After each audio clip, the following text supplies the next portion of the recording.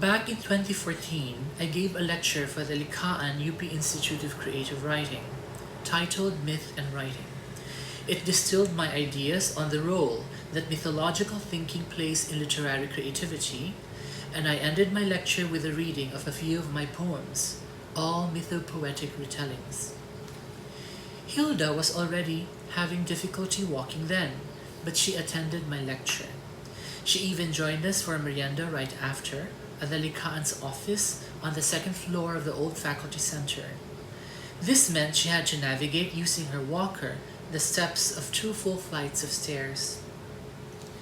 Of course, Hilda knew how important the topic of this talk was for me, and I suppose for her also, going by her lifelong interest in our country's fascinating folklore and myths, a sumptuous sampling of which she had presented so beautifully in the books and plays she herself had written and or produced and published.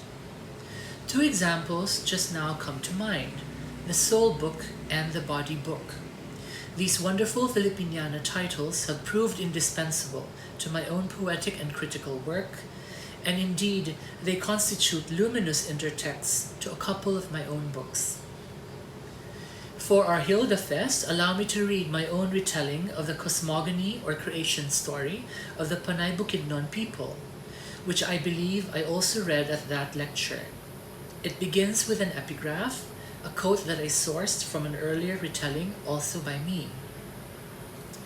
The story of the ancient Panay on deities, Tungkong Langit and Alunsina, bids us to rethink what grief and loss can do.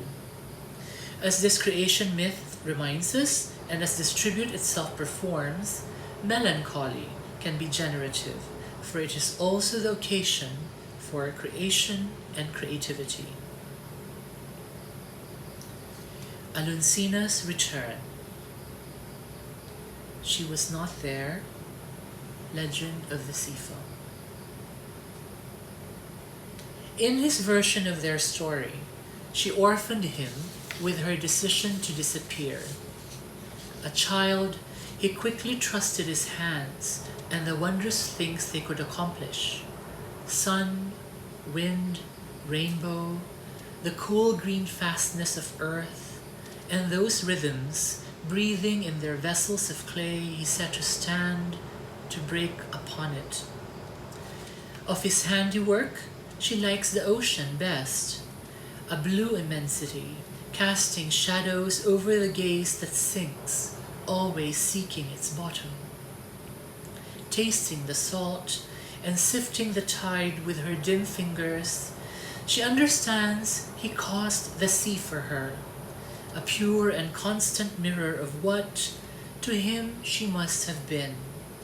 Wave and shimmer, ripple and swirl, a sadness singing the clearest legend of water.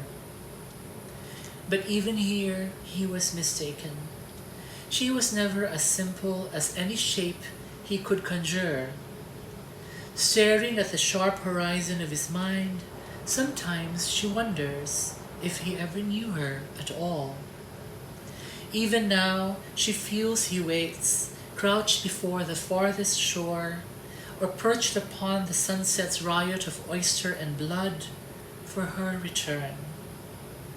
How strange, she ponders, this God cannot see beyond his own God eyes. The glimmering of his suspicion is true. She will not come back, she is cleft from him always. But what he cannot imagine, and what is truer, is that she never really left. Dark and without form, she is his deep and wordless loss, but not his loss alone. Woven into life itself, she is desire, an emptiness, a sigh that holds the world in place. Thank you. We miss you, Gilda, and we will always love you, but there is art, there is beauty, there is creativity, and because of these things, we know you will always be with us.